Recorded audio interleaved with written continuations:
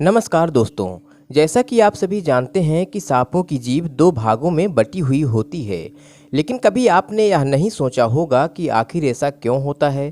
तो आइए आज हम आप सभी को हरिहर टेल्स चैनल के माध्यम से सांपों की जीभ के दो भाग होने की कहानी से रूबरू करवाते हैं। इसके पहले आप चैनल को लाइक सब्सक्राइब अवश्य कर दें, बगल बनी घंटी को भी दबा दें ताकि चैनल की नोटिफिकेशन सबसे पहले आप तक पहुँचे। इस कहानी के संदर्भ में अलग अलग ग्रंथों में बहुत सारी बातें लिखी गई हैं। जीभ के अलग होने के कुछ ग्रंथों में लिखित प्रमाणिक बातें देखने को मिलती हैं, तो वहीं कुछ वैज्ञानिक कारण भी निकल कर सामने आते हैं। तो दोस्तों, सबसे पहले हम आपको इससे जुड़ी धार्मिक कथा सुनाते हैं। महर्षि वेदव्यास द्वारा रचित महाभारत जैसे महान ग्रंथ में सांपों की जीभ के दो भाग क्यों हैं, इसकी कहानी विधिवत वर्णित है। महाभारत में वर्णित कथा के अनुसार एक बार की बात है, महाराज कश्यप मुनि की 13 पत्नियां थीं। उनमें से ऋषि की मुख्य 2 रानियां थीं, जिसमें से एक का नाम बिंता था और दूसरी का नाम काद्रू था। बिंता शांत स्वभाव की स्त्री थी, जबकि काद्रू छली स्वभाव की स्त्री थी। काद्रू को किसी के साथ छल करने में तनिक भी संकोच न था। सर्वशक्तिमान पक्षीराज गरुड़ बिंता के पुत्र थे, वहीं भगवान शिव के श्रृंगार सर्पों की माता काद्रू थी।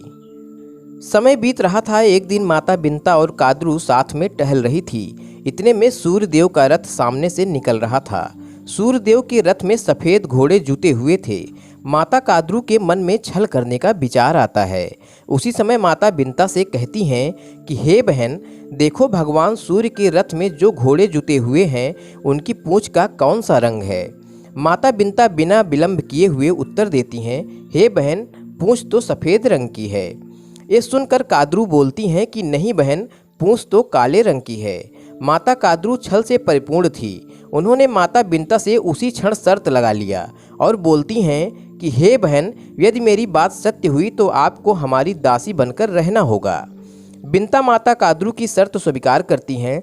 माता काद्रू कपट चाल का सहारा लेती हैं, अपने सभी पुत्रों के पास जाती हैं, उनको आदेशित करती हैं कि सभी को भगवान सूर्य के रथ में जुते घोड़े की पूंछ पर विराजमान होना है, ताकि सफ़ेद पूंछ बिंता माता को काली दिखे। कुछ पुत्र तो तैयार हो गए, परंतु कुछ पुत्र मना कर दिए। जब माता को पता चला कि सारे सर्पपुत्र नहीं जा रहे हैं, तो उन्होंने श्राप दिया कि जो भी उनकी आज्ञा नहीं मानेगा वह राजा जन्मेजय की यज्ञ में भस्म हो जाएगा। इतना सुनकर सभी सर्पपुत्र सूर्यदेव के रथ में जुते घोड़े पर पूरी तरीके से लिपट जाते हैं, जिससे घोड़े का संपूर्ण शरीर काला दिखाई देने लगता है। माता काद्रू की कपट चाल से माता बिंता हार जाती हैं और उन्हें दासत्व स्वीकार करना पड़ता है। कुछ समय पश्चात जब गरुड़ जी वापस आते हैं तो अपनी माता को दुखी देखकर माता से पूछते हैं कि हे माते, आपके 2 पुत्र हैं, उसके बावजूद आप इतनी दुखी क्यों हैं। माता बिंता अपने पुत्र गरुड़ को सारी बात बताते हुए कहती हैं कि हे पुत्र, हम माता काद्रू की शर्त हार गए हैं, जिसके चलते हमें उनकी दासत्व स्वीकार करनी पड़ी।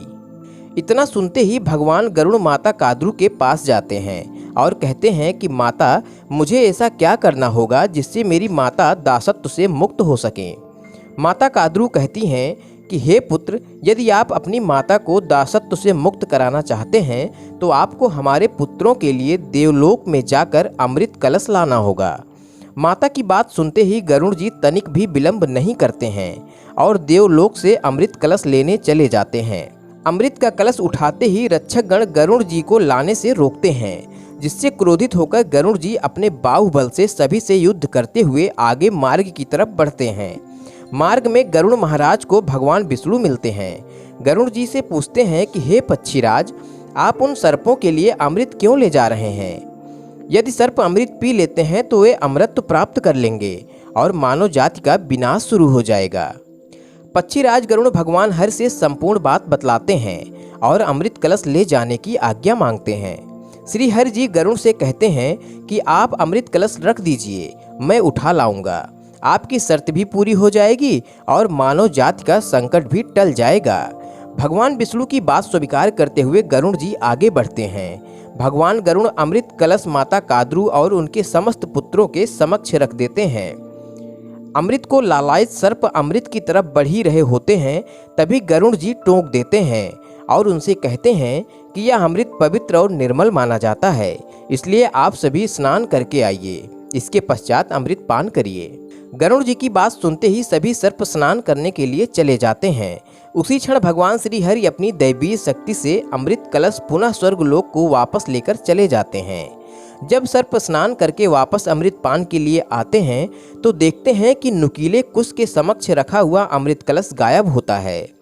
सर्प भाई विचार करते हुए कहते हैं कि जिस स्थान पर अमृत कलश रखा हुआ था अवश्य उस स्थान पर अमृत गिरा होगा। सर्पों की भ्राता मंडली नुकीले कुश में अमृत पीने के लिए अपनी जीभ बाहर निकालते हैं और उसी क्षण नोकदार कुश से उनकी जीभ दो भागों में विभाजित हो जाती है और तब से लेकर आज तक देखते हैं कि सांपों की जीभ दो भागों में कटी हुई होती है।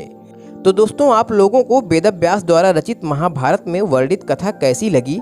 आप अपना विचार, अपने भाव कमेंट में जरूर साझा करें। धन्यवाद।